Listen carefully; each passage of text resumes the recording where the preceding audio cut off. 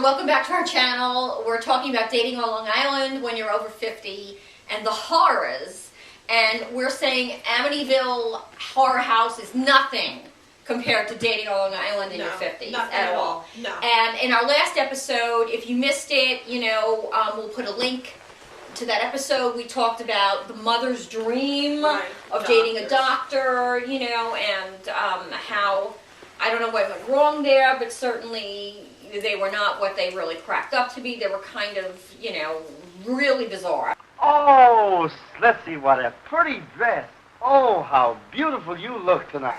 But I know that when I was growing up, everybody was like, oh, get yourself a lawyer, it'll be fabulous. And I know that you've gone down that path as well. Yes. So doctors, lawyers, so talk about some of the lawyers, which you would think, on Match.com, you're like, oh, I've nailed it, right? I've got a lawyer, they've got set. money. Yeah. You would think that they have a good head on their shoulders. They're kind of relatively normal because they need to know the law. Right. At least they passed the bar. Right. That type of thing, but no. No. Not really. Lawyers, doctors, they're all bizarre, and you just wonder how they got through school and actually have anyone to come pay them. I dated a lawyer. I met him on Match a bunch of years ago. I was very attracted to him. He was very short. A lot of women won't date short men. He was about 5'1", 5'2", maybe. But I liked him, and I thought he was great. He was a couple of years out from his divorce. Which is usually a good sign, right? I mean, yeah. I don't like to date separated men anymore. Separated men, they just want to sleep with you and move on. Because they feel like, they kind of act like they just got out of prison. Because they're not getting any sex for years, we all know this, when they're married. And then they're free. So they want to, hit anything with two legs and a vagina, and then they go on because they want to hit another and another and they keep going. It's like a notch on the belt. Yeah, it's on. Yeah. And so I stay away from them now. I don't blame you for that. I would too. Yeah, I used to date a lot of separated men. No more. I'm done with that. So this particular man was a medical malpractice attorney, but he had an issue with his body in general. When he has sex and he, he has his excrements be released.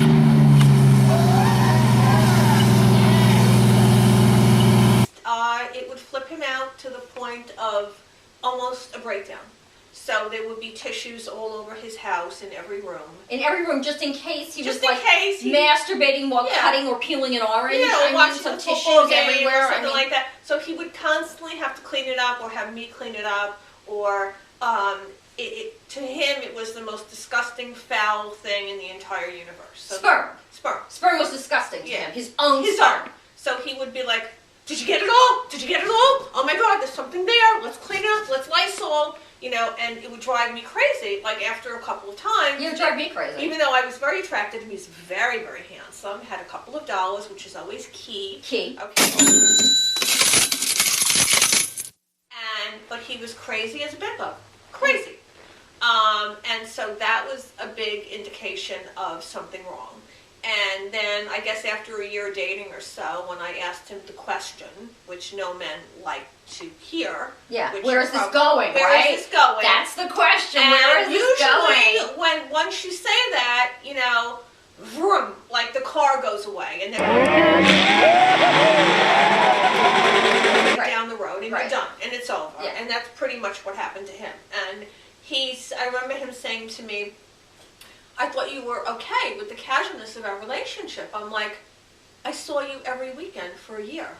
I said, "I drove to your house in a snowstorm, in 36 inches of snow. I had my sister come and shovel me out." I'll never forget that because I refused to even miss a date with you because I was so, into him. Right. And I guess that was not the case on his end. Yeah. So that's how that ended. And then there was another attorney, too. And we met at a Chinese restaurant. It's actually a Spanish restaurant in Manhattan. That he picked, of course, around the corner from his condo. And very convenient. Very convenient. Yeah. And probably within 10 minutes, he said to me, "I'd like to tell you what I'm looking for in a relationship." And I was okay, sounds wonderful. I always Did he get out a pad? I mean, did he give you notes? I mean, did he have flashcards? Did he have like index cards and say, number one, this is one thing, this is the other thing? Well, first I was like, okay, great, tell me what you're looking for. Because everyone online is looking for different things. I mean, some people just are looking for sex. Some people are looking to date someone who's going to take care of them. Some people are really married, they're saying they're separated, they're saying they're divorced, they're kind of testing the waters because they want to know what's out there. So in case they get out. Yeah, should they get thrown out or ditch the wife or whatever, you know. It's a backup plan. Yeah, it's plan B. Yeah, which I should have been doing years ago. Yes. But anyway, long story short, you know, I was having a margarita and whatnot, and I was like, yeah, sure, definitely tell me, you know, what you're looking for. I want to know, because I like to know. But it was surprising. It wasn't like the typical thing, like you would say, I want someone who's kind, who's compassionate, somebody who wants to hear stories, somebody who wants to travel with me to Europe, somebody, but no, that wasn't really it. It was more about calluses.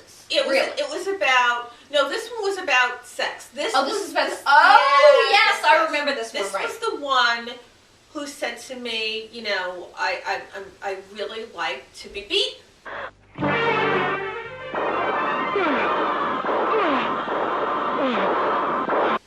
And so I started laughing, you know, because you don't believe it, really. Yeah, me you really can't believe it. Me too. I'll be beat up, whatever. Yeah. And then he's like, no, I'm really serious. And I was like, what are you saying exactly? So then it came about that he was looking for a dominatrix, and he thought I would be the perfect person for that. Why would you be the perfect person for that? I have no idea, and I thought about that over the years, like, do I give that impression?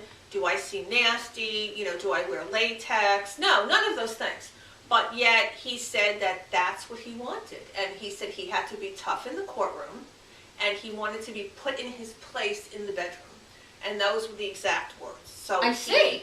And he had like a whole room or whatever in his condo. Like the Red Room from like 50 Shades or something. Right. And he wanted to drag me up there after the meal. The first date. And so, of course, when I heard this and I realized that he was serious, okay, I pretty much like drank my margarita, my quesadilla, and I was, wanted to go home. No, he dragged me to a park in Manhattan, a doggy park no less, and lunged at me. Lunged at you? Lunged at me and grabbed my breasts in front of dogs, kids, animals, whatever, and then wanted me to go upstairs to show me all of his instruments and everything else. And then when he found out that I was a single mother with 2 young children, he said he would take care of me financially, and that he has a ton of money, and I could move in with him. All I had to do was the things that he wanted to do sexually, and there was nothing I couldn't have, basically. And that was the first So you could get an Hermes just by getting some sort of a cattle prod, really? Yeah, cattle prod. He liked to be whipped. He had different floggers, things like that. He also said he liked to be humiliated. He wanted to be like told off, like you're a scumbag, you're That's worthless. like a dream. That's like a dream to tell off some guy. Yeah. I mean, I would have done that for free. Yeah, exactly. Yeah, well, you and I talked about it because we were like, give us tickets to the U.S. Open, we'll beat the shit out of you on the way to the car, before we even get there. Give us in the silver seats. You gotta be courtside. Courtside will whip your ass 25 times. I'll punish you, my sister will kick you. Yeah. And the funny thing is, he had contacted me about a year ago, and I guess he forgot. And I reminded him that we did have a date all those years ago. And he said, well, how did it go? La, la, la. And when I told him that, you explained to me about, your sexual kink or whatever, I said that was the end of it. And he's like, oh, sorry about that. He goes, well, I hope you had a good meal anyway. And he kind of like understood, but he had forgotten, I guess, that we even met. So he was still into it. Yeah. He was still into the filth. Yeah, he was still into the filth. Yeah, no offense. That was his deal. Right. When I asked him, is this why he got divorced? And he said no. When he got divorced, his first girlfriend, who was a doctor, turned him on to this behavior and got him hooked. And she was a neurologist. I guess the takeaway from this is lawyers, doctors, there are strangers among us, I guess, or strange people among us. And it's frightening because you're vulnerable to them and they're examining you and this and that. And even one of the doctors that I had dated, used to tell me that he would make mental notes of the patient's anatomy while he was giving them a physical exam. Now you think that they're thinking health-wise and this, that, and not really right, is that the wrong sexual. color? Yeah. Do I see yeast? I mean, something like that. No, but they're making comments about your physical anatomy. And you know, when you're young and you're in high school and you're going to the eighth grade dance, and you're going, you know, to the prom, and you know everything's so innocent, and you never realize that these people that we went to high school with and that we did, these are the people now.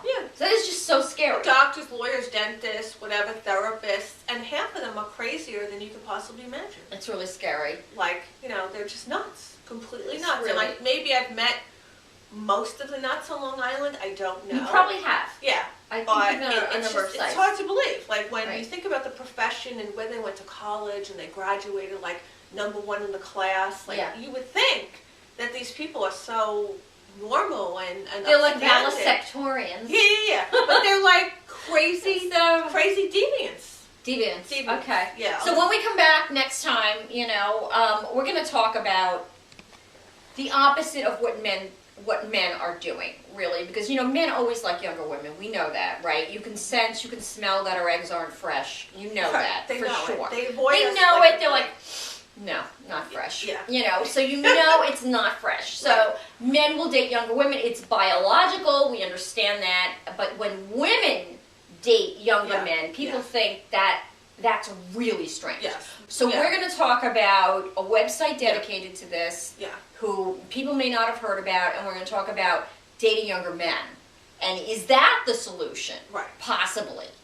To this. And we'll talk about why younger men, why. So we'll see you in the next episode. Please subscribe down below to hear more about, you know, dating on Long Island. I guess the takeaway from all of these videos is basically these things happen. You can expect these things to happen. You have to move on. You can't let it get you down. You can't freak out about it. It's levity. Like, you have to laugh. You have to laugh about it like we do. You really have to laugh about it and talk about it with your girlfriends, because, you know, you're not alone. And I'm sure if this is happening to you, it's happening to a lot of other 50-year-old women out there. And, I hear it. I hear it all the time. So tune back in next time. Subscribe down below. Give us a like. And we'll be talking about Cubs next time.